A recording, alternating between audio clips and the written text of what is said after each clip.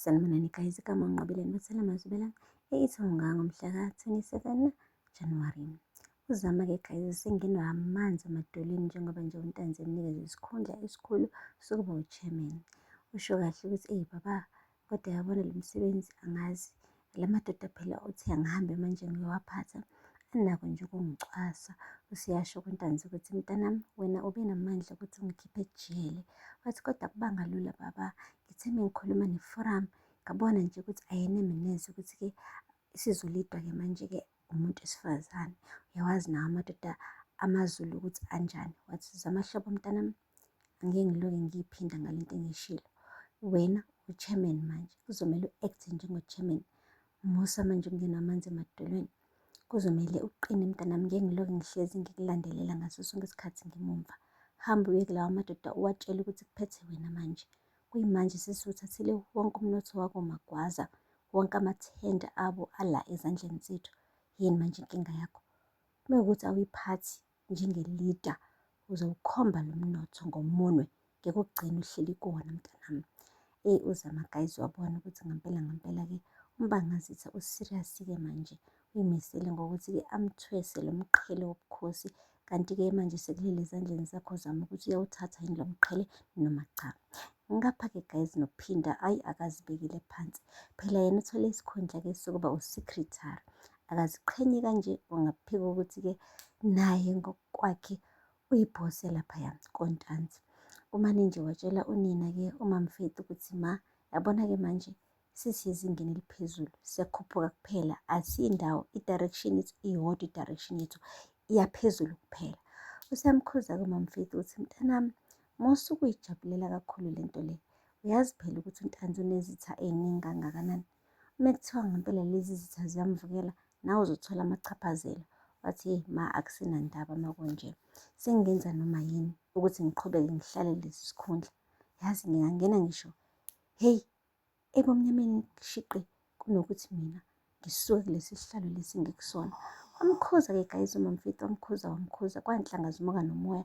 Kubonakala kahle ukuthi uPhinda akasayimisele neze ukubuyela enhluphekweni, and useyafunga uyagomela ukuthi angenza noma yini kwenza isiqiniseko sokuthi inhlupheko nayo hhayi yezinto ey'mbili ey'ngaphinde soze zaphinde zahlangana guys.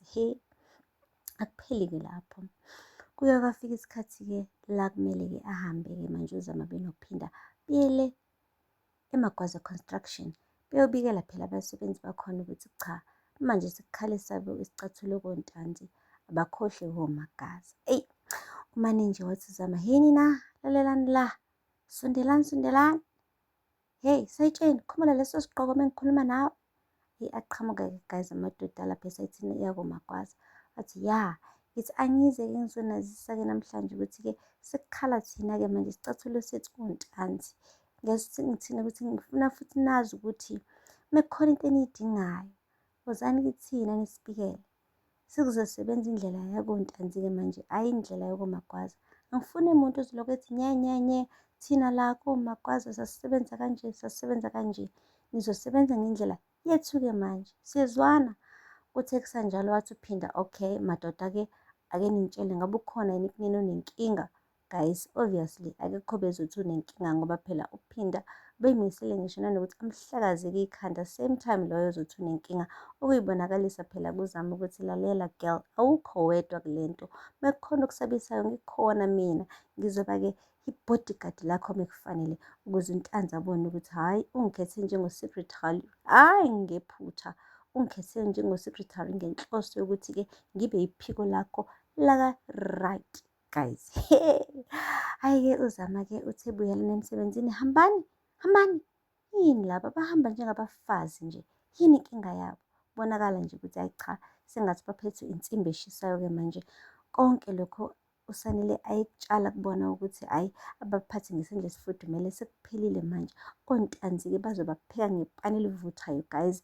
Impela kuyohlala abantu abayimisele ngokusebenza laphaya, obonayo ukuthi insimbi iyashisa ngampela, uyogcina ngokuthi ahlale ekhaya engabe esabuyela emsebenzini ngoba ONtanzi guys angathi impela bazobadlisa ngamapayipi abasebenzi bakoMagwaza. Akupheli-ke lapho. Le koMagwaza-ke bandla unjinji, hhayi inhlanzi ishelwe ngamanzi.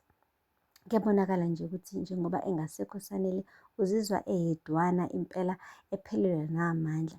Ufikile-ke unkosikazi wakhe uNokwanda ebanikeza phela ugqozi lokuthi namhlanje uzobaphekela-ke idombolo nenyama yenkukhu. Kodwa-ke u-Ayanda benoNjinji bamane babhalwe nje abhiswe nje ebusweni. Kubonakala nje ukuthi-ke abayikho interested kule nto akhulunywa noKwanda. Umane wathi nje u-Ayanda, mina nje ngicela ukuhamba ngisuthi vele. Wathi hayi bo, sengithe nje ngizopheka idombolo elimnandi yini? Wathi ngithe ngisuthi, wabehamba. Wase wahlambuluka-ke kuNjinji ukuthi hayi cha, sengathi ubona elwa yedwa la empini yakoMagwaza. Ubona sengathi uNjinji usonge izandla, kanti-ke umuzi wambeka njengenhloko yekhaya ukuze phela alwe naye, angabe sededela izandla nje kalula kanjalo. Useyasho uNjinji ukuthi hhe wena ngakugana mina ngakushada lekhaya vele ukuthi usinakekele, wenze isiqiniseko sokuthi-ke zonke izinto zihamba kahle la koNjinji. Usithi uNokwanda ayi cha, ukube ngangazi ukuthi-ke ngizobe sengibhekana ney'nselelo ey'nzima kangaka ngokugana wena, ayi cha, ngabe mhlampe nami ngacabanga kabili. Yazi impela uma usamncane uthathe iy'nqumo ey'nkulu, ayi kuyahlupha ngoba ngiyayisola njengamanje. Ha, wathi uNjinji uyayisola? Angithi bekumnandi sisawumndeni sihlangene, udla kamnandi, ugqoka imfeshini oyithandayo, wawunga-complain. Namhlanje ngi-complain-a ngoba nakhu sesibhekene manje insambatheka yinkinga lekhaya. Kahle wena, qhubeka nje uyibambe njengonkosikazi, ujabule njengoba wawujabula ngesikhathi izinto zisahamba kahle la koNjinji. He, wathi uNokwanda, ya usho kahle, izinto zisahamba kahle koNjinji, kodwa nawe-ke izinto sey'hamba kambi, kodwa awukhombisi nje ukulwa nakancane. Usonge izandla ufuna ngilwe ngedwa. Hhayi ngeke baba, ingathi nawe kuzomele uyiqoqe-ke manje, usukume uthathe iy'khali zakho zakoNjinji ulwe. Ungangibukeleli phela ngilwe ngedwa nami, hhayi angingabi ngedwa kule mpi. Hhayi-ke ngale ejele uSanele ulokhu egqugquzela uMbali ukuthi akamtholele ifoni ngoba yena usayimisele ngokuqumba phansi untanzi. Ukuthi kanjani-ke ebesejele nami angazi, into nje ayifunayo nje ifoni. Okusho kona ukuthi-ke manje usefuna-ke ukuthi asebenzisane nabantu abangaphandle ukuqumba phansi untanzi while yena engaphakathi ukuze kungabonakali ukuthi uyena othumela abantu. Eyi, asazi-ke guys ukuthi leli cebo lakhe lizophumelela yini, nokuthi-ke uMbali ugirl obekade ewuthisha, hhayi akayizwa lento yokuthi angene ebugebengwini. Uyasho ukuthi kuloke bafika nje la esigodini sasezulwini, hhayi cha, engathi ushintshile uSanele, akaseyena lo Sanele lo okade u-principal ehamba yonke into ngendlela nangeqiniso, like ethatha umthetho ewubeka ezandleni zamaphoyisa. Manje usefuna ukuthatha umthetho ayibeke ezandleni zakhe, ufuna ukuthi nje afakwe umqondo kabanele enhlizweni yakhe, abulale, alimaze, ahlakaze, ngathi nje useyi-gangster uqobo lwalo guys uSanele, and uMbali akekho impressed at all. And akupheli lapho ekubeni u-gangster, ufuna ukufaka noMbali phakathi kulobo bu-gangster, okuyinto uMbali angahambisani nayo. Kodwa ngenxa yokuthi umthanda uSanele, ngathi-ke guys uzogcina avumile ukumtholela i-cellphone ukuze phela-ke athole umuntu ozobulala untanzi while yena engaphakathi-ke uSanele ejele. Yo guys, kunzima. Aphela lapho-ke amazwibela namhlanje. Ningakhohlwa ukusubscribe, ni-like, ni-comment. Until next time, bye. Sanibonani guys, igama ngiNqobeleni Bathela Mazwibela, eithonga ngomhla ka-27 January. Uzama-ke guys, sengingenwa amanzi emadolweni njengoba nje untanzi emnikeza isikhundla esikhulu sokuba